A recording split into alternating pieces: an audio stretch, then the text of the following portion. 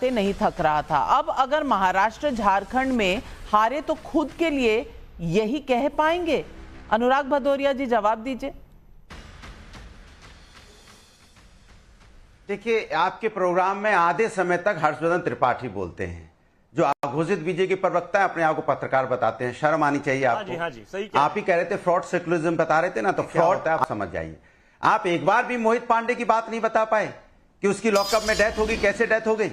हिम्मत नहीं है आपकी, क्योंकि आप चापलूसी में लगे हैं सरकार की। आप मोहित पांडे की बात बोली आपने, उत्तर प्रदेश के अंदर लॉकअप में जिसकी मौत हुई। आपने एक बार भी जो वहां पे क्या कहते हैं बिहार में 37 लोगों की मौत हुई, एक बार भी आप बोले? नहीं बोले ना। एक बार अमन गौतम को लेके आप बोले? नहीं बोले ना। एक बार भी आप बोले सिंधु अजीत पवार आपस में क्यों लड़ रहे हैं आमने सामने? नहीं बोले ना। ऐसी चापलूसी, इतना गिर जाओगे, पत्रकारिता को इतना नीचे गिरा दोगे कि एक तरफ चलोगे, दूसरी तरफ चलोगे ही नहीं। अनुराग झूठे, वहां पे अजय वर्मा जी झूठे, सवा नकवी झूठे, 3 लोग झूठे, आप सच हो। कमाल की बात कर रहे हो आप त्रिपाठी जी। शर्म आती है मुझे आपसे। तो ये बात सही है। आदमी है, इतनी चापलूसी में गिर जाओगे। काय के पत्रकार हो आप? कौन से पत्रकार हो आप? कहां पत्रकारिता आपकी? सारा दिन ये बात सही है। सारा दिन टीवी में बैठे। मैं कहता हूं, मुझे तो बड़ा आनंद आ रहा है। सपा कांग्रेस के लोग ऐसे टूट पड़ रहे हैं, इससे आनंद की बात नहीं। मोहित पांडे की बात नहीं बता पा रहे हो। एक बार आप सही मुद्दा नहीं। अनुराग भदौरिया जी, अनुराग भदौरिया जी, चलिए, आपने सवाल उठाया, वो जवाब देंगे, लेकिन थोड़ा सा आपको भी याद दिला दूं। बंगाल में आरजी कर में जो हुआ था, शायद आपको भी नहीं याद रहा होगा।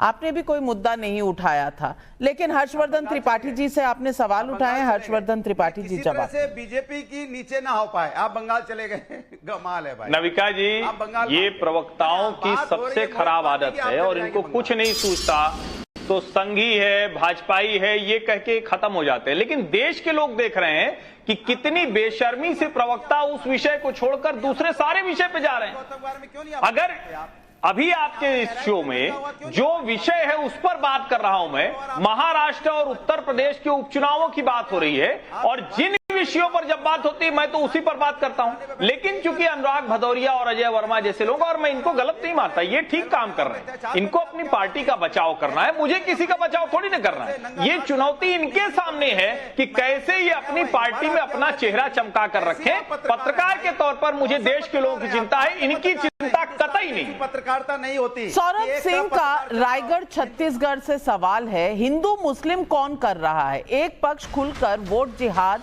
8 मुस्लिम एमएलए चाहिए, ये सारी बातें करता है, तब क्या ये हिंदू मुस्लिम विभाजन नहीं है? रोहन बिलासपुर से पूछ रहे हैं, अभी तो महाराष्ट्र में योगी की डिमांड हो रही है, जब सीन में मोदी आएंगे तब फाइट इंटरेस्टिंग होगा। 2024 के लोकसभा चुनाव में जो महाराष्ट्र में हुआ, क्या उस रिजल्ट को मोदी बदल पाएंगे? सबा जी, आपको क्या लगता है? सबा जी इसका जवाब दे, उससे पहले मैं अजय आलोक जी से भी पूछूंगी। अजय आलोक जी, क्या हिंदू मुस्लिम एक पक्ष करता है? आपकी तरफ से तो कई बयान ऐसे आते हैं और इसका ब्यौरा कई बार विपक्ष ने दिया है। आप भी तो जवाब दीजिए।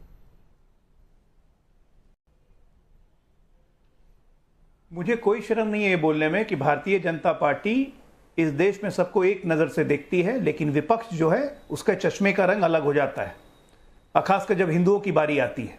ताजा उदाहरण दे देता हूं, तेलंगाना में 144 लगा दिया गया कल से, धनतेरस से लेके अगले छठ के बाद तक। क्यों? मौलाना तौकीर रहमानी बोल रहे हैं दिवाली ऐसे मत मनाओ, वैसे मत मनाओ। क्यों? हम किसी को बोलने जाते हैं क्या कि बकरीद कैसे मनाओ और ईद कैसे मनाओ? हिंदू चेतना जगाना अगर गलत बात है तो 1000 बार ऐसी गलती हम लोग करेंगे। मोदी कर रही थी सभा जी कि मोदी जी पे कोई कुछ नहीं बोलता है। कौन है मोदी? 2002, 2007, 2012, 2014, 2019, 2024, एक नेता का नाम बताइए जो 6 चुनाव अपने नाम पे जीत के लाया हो। याद है कोई नेता नाम? जवाहरलाल नेहरू भी 6 चुनाव नहीं जीत पाए थे, और उनको आप कंपैरिजन कर रही है कि वो क्या बोलते हैं। उत्तर प्रदेश में हम समाजवादी से जैसे क्षेत्रीय पार्टी से पीछे हो गए। अरे उत्तर प्रदेश में हमसे लड़ता कौन है समाजवादी के अलावा? कांग्रेस की वजूद है, अस्तित्व है कांग्रेस का, लड़ेगी कहां से हमसे?